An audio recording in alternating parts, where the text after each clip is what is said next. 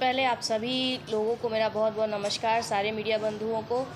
देखिए, जिस हिसाब से मौसम की अगर हम बात करें तो वाकई मौसम बहुत गर्म था और लगातार 2-3 दिन से बहुत गर्मी पड़ रही है। फिर भी इस पूरी गर्मी में जिस तरीके से चुनावी प्रचार प्रसार चल रहा है, हर पार्टी के सारे दिग्गज नेता पूर्वांचल की धरती पे उतर चुके हैं और इंडिया गठबंधन से लगातार यहाँ पे एक बार प्रियंका गांधी जी और अखिलेश यादव जी की रैली हो चुकी है, जनसभा हो चुका है, और एक बार राहुल गांधी जी और अखिलेश यादव जी की भी जनसभा हो चुकी है, और आज अखिलेश यादव जी भी यहाँ आए थे।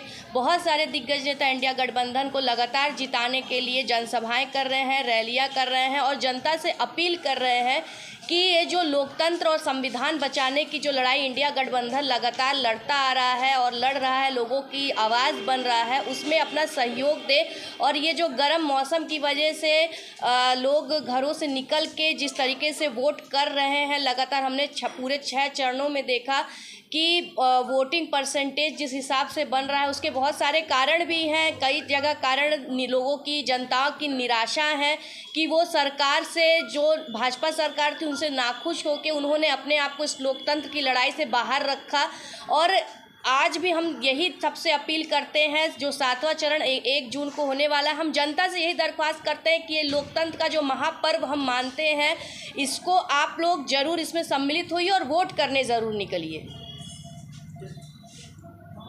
में किस तरीके इस किलाबंदी को तोड़ने के लिए गठबंधन कौन कौन से रणनीति के साथ पूरे पूर्वांचल में, गोरखपुर के सीमावर्ती क्षेत्रों में, अन्य जिलों में लोकसभा के चुनाव में आप लोगों ने कौन कौन से मुद्दे उठाए?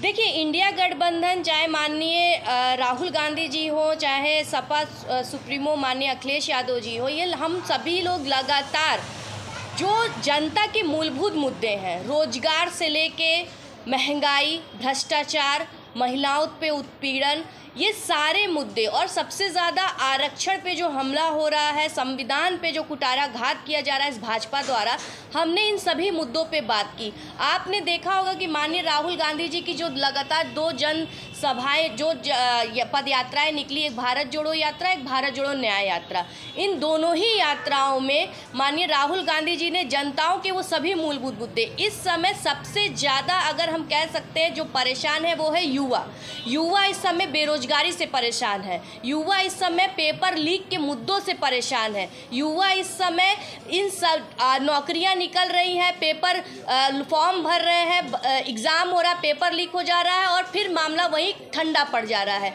इन सभी मुद्दों से युवा परेशान है। अगर हम महिलाओं के परिप्रेक्ष्य में बात करें तो महिलाएं महंगाई से परेशान है, महिलाओं के साथ हो रहे अत्याचार से महिलाएं परेशान है, महिलाओं को अपना घर चलाना मुश्किल हो जा रहा है, महंगाई इतनी चरम सीमा पे पहुंच गई। अगर हम किसानों के परिप्रेक्ष्य में बात करें तो किसान जो इस समय कर्ज माफ़ी के लिए परेशान है, क्योंकि ये भाजपा का एक सबसे बड़ा नारा था कि जब हम सत्ता में आएंगे तो हम किसानों को एमएसपी की गारंटी देंगे, उनका कर्ज माफ़ करेंगे, जो कि भाजपा ने नहीं किया।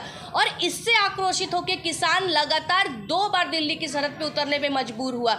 उसी तरीके से आप देख सकते हैं, चाहे किसान हो, चाहे महिला हो, चाहे युवा हो, चाहे वो नौकरी पेशे वाले हो जो पेंशन के लिए धरना दिए, ऐसा कोई वर्ग नहीं बचा जो इस भाजपा के शासन काल में धरना आंदोलन करने के लिए मजबूर ना हुआ हो। और इन्हीं लोगों ने सबसे पहले आह्वान कर दिया कि अब भाजपा सरकार से हम परेशान हैं और भाजपा सरकार को हमको बदलना है। ये गोरखपुर की अगर हम विशेषकर गोरखपुर की अगर हम बात करें तो ये यहाँ पे माना जाता है योगी जी का ये गृह जनपद है, जो हमारे उत्तर प्रदेश के मुख्यमंत्री हैं, मगर उसके बावजूद गोरखपुर में अब लोग जितने भी बीजेपी के सपोर्टर हैं वो लगातार चिल्लाते हैं कि गोरखपुर में बहुत ज़्यादा बदलाव हो गया, गोरखपुर में सड़कें बन गई, गोरखपुर में बहुत ज़्यादा विकास हुआ।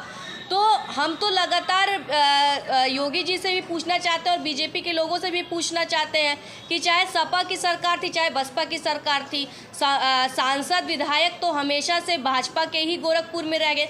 उस समय इन लोगों ने अपना यहाँ पे विकास क्यों नहीं किया? क्या योगी जी उसी समय मन बना के बैठे थे कि जब तक मैं मुख्यमंत्री नहीं बनूंगा तब तक मैं गोरखपुर का विकास नहीं करूंगा?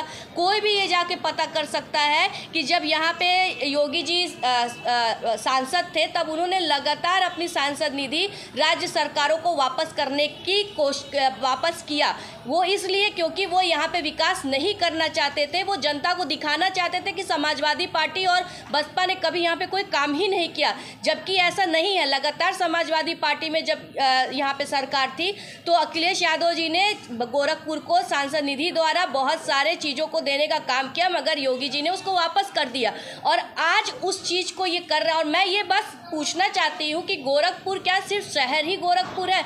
अगर आप कैंपियरगंज चले जाइए, आप पीपीगंज चले जाइए, आप गोरखपुर के अन्य विधानसभाओं में चले जाइए, सड़कों से लेके नालियों की ऐसी बर्बरता हालत है। और मैं तो गोरखपुर जनपद की भी बात करूंगी कि गोरखपुर में अगर अभी बारिश हो जाए तो ऐसा कोई इलाका नहीं भरेगा जहाँ पे बचेगा, जहाँ पे पानियाँ ना भर जाए, जहाँ पे नाली उफान ना मार जाए। तो ये सारे विकास के कामों में, और आज भी सारे विकास, अगर आपको एक भी काम पूरा नहीं किया गया।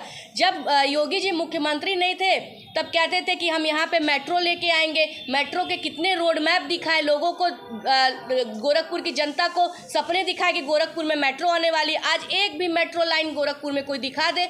और उससे भी बड़ी बात है, यहाँ पे जितने भी छोटे छोटे व्यवसायी हैं, ठेला वाले हैं, आज वो सब परेशान हैं। अतिक्रमण के नाम पे लगातार उनके रोजगारों को छीना जा रहा है। लगातार आप पेपरों में पढ़ेंगे कि पुलिस द्वारा उनके सामानों को उठा के फेंक दिया जा रहा है, नालियों में बहा दिया जा रहा है।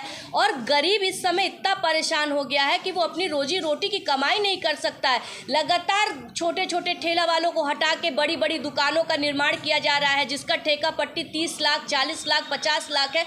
तो क्या ठेला वाले 30 लाख, 40-50 लाख दे के क्या वो दुकानों को ले सकते हैं? ये सारे सवाल आज जनता पूछ रही है। और महिलाओं के अत्याचार पे अगर हम बात करें, महिलाओं के साथ हो रहे अपराध की अगर हम बात करें, तो ये कांग्रेस नहीं कह रही है, ये सरकारी रिपोर्ट कह रहा है कि उत्तर प्रदेश में सबसे ज़्यादा महिलाओं के साथ अपराध बढ़ गए हैं। चाहे आप अपहरण के मामले में लीजिए, चाहे रेप के मामले में लीजिए, चाहे महिलाओं के साथ छेड़छाड़ के मामले में लीजिए। हमने ये बात सुनी थी जब योगी जी मुख्यमंत्री बने थे, तो उन्होंने लगातार रोमियो स्कॉट, न जाने कौन कौन से स्कॉट, मगर आज सब फेल है। आज बच्चियों का दुपट्टा सरेआम बीच बाजार खींचा जा रहा है। तो ये सारी चीज़ों पे हम ये बात योगी जी से बोलना चाहते हैं कि लगातार जिस तरीके से भाजपा सरकार में महिलाएं परेशान है, युवा परेशान है, छोटे छोटे व्यवसायी परेशान है, ठेला वाले परेशान है, उन सभी लोग की आवाज़ बन के आज इंडिया गठबंधन सड़कों पर उतरा है। सबसे पहले हमारे मैनिफेस्टो में हमने लगातार युवाओं के लिए 5 योजनाएँ दी, महिलाओं के लिए 5 गारंटियाँ दी, हमने किसानों के लिए 5 गारंटियाँ दी। जैसे अगर आप युवा की बात करेंगे तो इस समय युवा जो है वो सबसे ज़्यादा नौकरी ना पाने से परेशान है।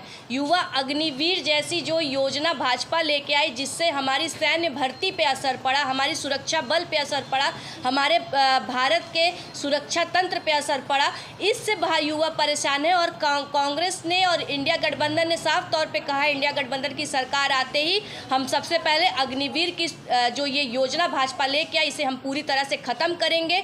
और पुरानी सैन्य भर्ती जैसे होते आई है, सुरक्षा बलों की भर्ती जैसे होते आई है, उसी पुराने तंत्रों से उसी तरीके से भर्तियां होंगी। और 30 लाख सरकारी नौकरी देने का काम भी इंडिया गठबंधन कांग्रेस सरकार करेगी। और जो युवा 1 साल तक अपनी कह सकते हैं कि इंटर्नशिप करते हैं, उनको भी आर्थिक तौर पे मदद करने का काम कांग्रेस पार्टी करेगी। और महिलाओं के लिए आप जो महालक्ष्मी योजना है, जिसमें हर परिवार की सबसे बुजुर्ग, सबसे बड़ी महिला को हर महीने 8,500 यानी सालाना 1 लाख रुपए उनको आर्थिक तौर पर उनको मजबूत किया जाएगा। आशा और आंगनबाड़ी जैसी जितनी भी ये चलती हैं, वहाँ पे महिलाओं की जो सैलरी है उसे दुगनी की जाएगी, जिससे महिलाओं को आर्थिक तौर पे मजबूती मिलेगा। और महिलाओं को सरकारी नौकरियों पे 50% आरक्षण मिलेगा। ये योजना, ये गारंटी कांग्रेस पार्टी की तरफ से है। और किसानों के लिए एमएसपी की गारंटी मिलेगी, किसानों को कर्ज माफ़ी मिलेगी। और अगर उनका फसल खराब होता है तो 1 महीने के अंदर अंदर उनके सारे फसल का मुआवजा किसान के खाते में 1 महीने के अंदर अंदर पहुंच जाएगा। किसानों को जितने भी आवश्यक चीज़ें होती हैं, चाहे वो खाद हो, वो सभी हो, वो आधे से अधिक रेट पे और जीएसटी फ्री सब चीज़ें मिलेंगी। और शिक्षा के क्षेत्र में भी बहुत सारे काम करने की गारंटी लगातार कांग्रेस पार्टी लेके आई। और ये गारंटी हम ऐसे ही नहीं लेके आए, ये सारी चीज़ें पहले से कर्नाटक सरकार, जहाँ पे कांग्रेस की सरकार है, ये सब चीज़ें वहाँ पे पहले से चल रही है। वही चीज़ों को जब वो वहाँ पे सफल है, लोग वहाँ कर्नाटक की जनता खुश है, उसी चीज़ों को हम यहाँ पे अपने मैनिफेस्टो में लेके आए हैं। और गैस के दाम भी हम कम करेंगे। गैस के दाम 500, जहाँ पे लगातार कांग्रेस की सरकार बनी हुई है, वहाँ पे गैस के दाम 500 है। तो ये सब सारी चीज़ें हम अपने मैनिफेस्टो में लेके आए हैं और यही गारंटी हम जनता के सामने रखें। सुपरचे हमारे दर्शकों को बताएं।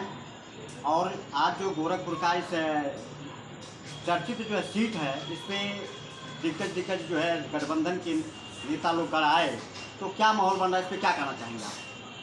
मेरा नाम अमर सिंह पासवान है, गोरखपुर का निवासी हूँ, प्रदेश सचिव कांग्रेस और प्रभार क्षेत्र महाराजगंज। जैसे कि आपने पूछा कि गोरखपुर दिग्गजों का क्षेत्र है। निश्चित तौर पे पूर्वांचल में जिस तरीके से गोरखपुर की चर्चाएं होती हैं, इतिहास की भी बात है। और यहाँ पर चौरी चौरा कांड हुआ था जब अंग्रेजों से आज़ादी लेने की बात हुई थी, तो गोरखपुर की धरती क्रांतिकारी मानी जाती है, हमेशा क्रांति का काम की। गोरखपुर की धरती के यहाँ के नौजवान, यहाँ की जनता ने गोरखनाथ के प्रत्याशी को, भाजपा के प्रत्याशी को पिछले उपचुनाव में सपा को जिता करके अपनी क्रांति का एक पहला नमूना प्रस्तुत की थी। और जिस तरीके से योगी जी ने सीमावर्ती क्षेत्रों में, गोरखपुर के अगल बगल क्षेत्रों में, जैसे महाराजगंज हुआ, बांसगांव हुआ, आपका संत कबीर नगर हुआ, देवरिया हुआ, इन सभी सीटों पे जिस तरीके से वर्चस्व कायम करना चाहते हैं, दबंगई के माहौल से अपने निश्चित तौर पे आप ये कह सकते हैं कि धौंस दिखा करके लोगों को डराने का काम बीजेपी सरकार करती है। और जिसमें बखूबी माहिर खिलाड़ी के रूप में योगी आदित्यनाथ जी हमारे यहाँ के सीएम माने जाते हैं। लेकिन इस इंडिया गठबंधन, कांग्रेस और समाजवादी का गठबंधन, जिस तरीके से आप भी मीडिया कर्मी हैं, आप सारे क्षेत्रों में घूम रहे हैं, हम तो जनता के बीच में घूम रहे हैं, इतना ज़बरदस्त माहौल बना हुआ है। और ये माहौल ऐसे ही नहीं बना, ये माहौल इनके कारस्तानियों की वजह से बना, इनके तानाशाही की वजह से बना, इनके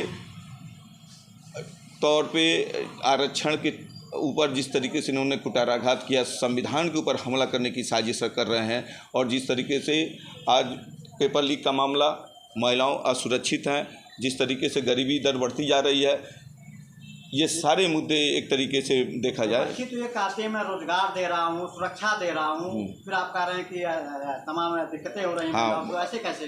अब रोजगार का तो मजाक उड़ा लिया गया।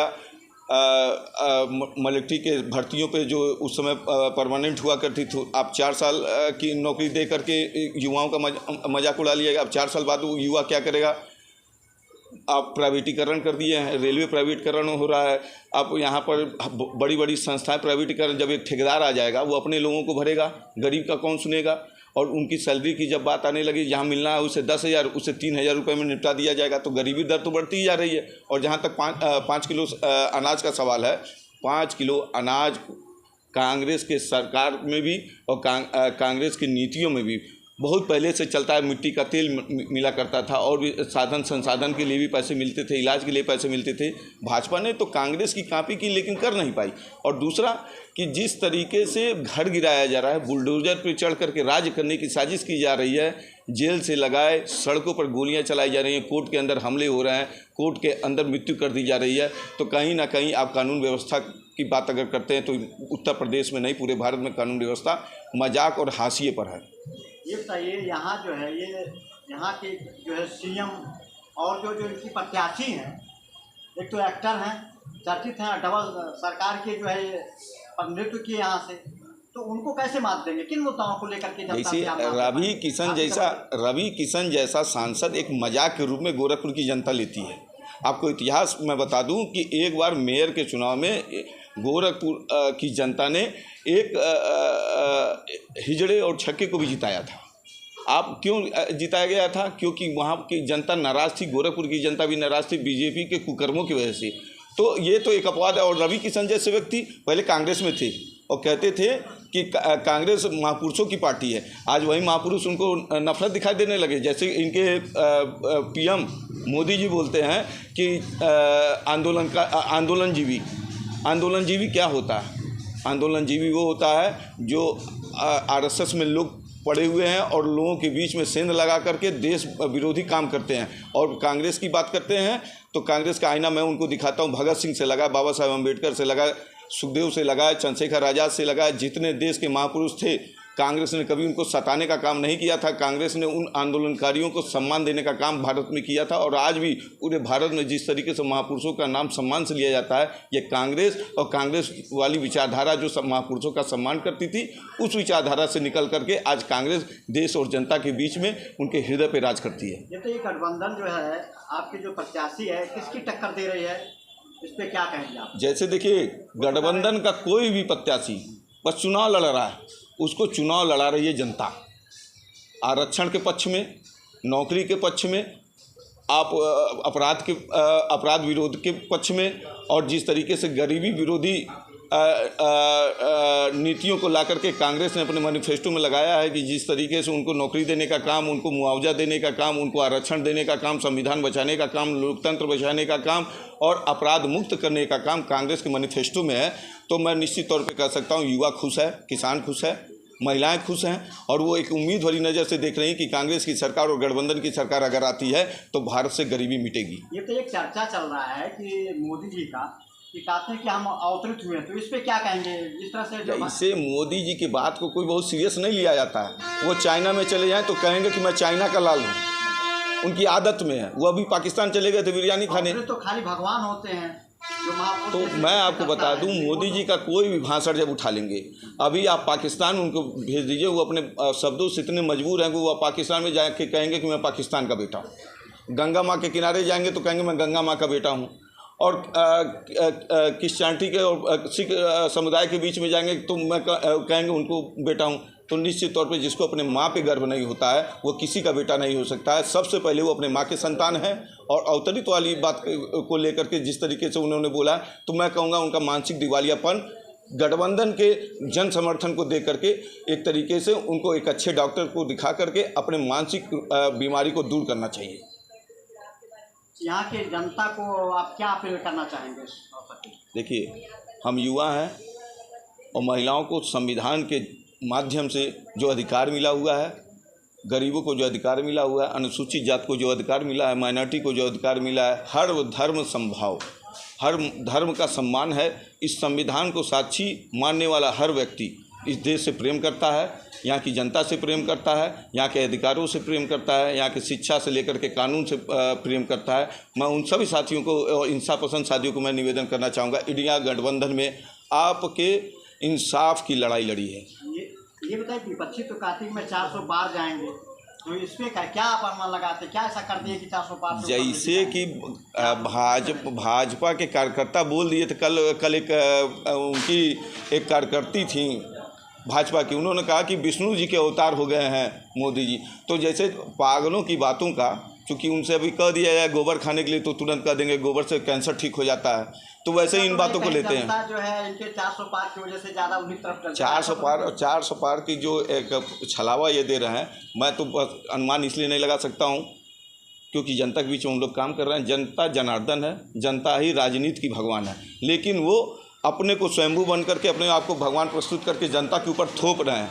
तो कहीं ना कहीं राजनीति में भगवान जैसे शब्द का प्रयोग करके राजनीति को आस्था के बीच में चौराहे पे ला करके एक तरीके से नंगा करने का काम किया जा रहा है। ये बहुत ही गलत है भारतीय राजनीति में, और ऐसे भगवान देवी देवताओं को बीच में ला करके राजनीतिक लाभ जो लेते हैं वो भारत के भी नहीं हो सकते और देवी देवता के भी नहीं होंगे। क्या है, जिस तरह से आप लोगों ने यहाँ दौरा किया, देखा, लोगों के बीच में गया, तो क्या परिवर्तन होने की संभावना है कि नहीं? परिवर्तन यहाँ के युवा करेंगे, छात्र छात्राएं कर रही हैं, यहाँ का गरीब कर रहा है, मजदूर कर रहा है, किसान कर रहा है, और यहाँ के कर्मचारी कर रहे हैं। जिस तरीके से 10 सालों में शोषण का, अपराध का, सरकारी संस्थाओं को निजीकरण करने का एक खेल खेला गया, ये देश देख रहा था, युवा देख रहे थे। आज बाजी युवाओं के हाथ में है, आज बाजी महिलाओं के हाथ में है, आज बाजी संविधान को मानने वालों के हाथ में है, आज बाजी कानून और लोकतंत्र को बचाने वाले लोगों के बीच में है। तो जनता बनाम भाजपा की लड़ाई है। इंडिया गठबंधन जनता के साथ खड़ी है और जनता का प्यार और सम्मान पूरे उत्तर प्रदेश और भारत में मिल रहा है और इंडिया गठबंधन सरकार बनाने जा रही है। मेरा जहां तक अनुमान है कि 80 सीटों में 60 से 65 सीट इंडिया गठबंधन को मिल रही है, जहां तक मेरा व्यक्तिगत सर्वे कह रहा है। चलिए, अच्छा, बहुत बहुत धन्यवाद सर। धन्यवाद।